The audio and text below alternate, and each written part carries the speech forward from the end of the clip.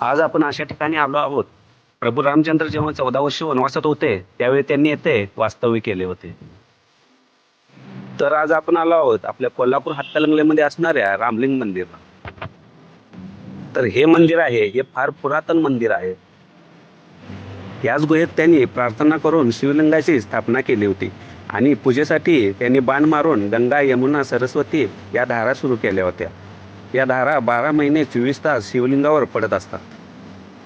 हे शिवलिंग 108 शिवलिंगापैकी एक आहे आणि या मंदिराला दक्षिण काशी म्हणूनही ओळखले जाते.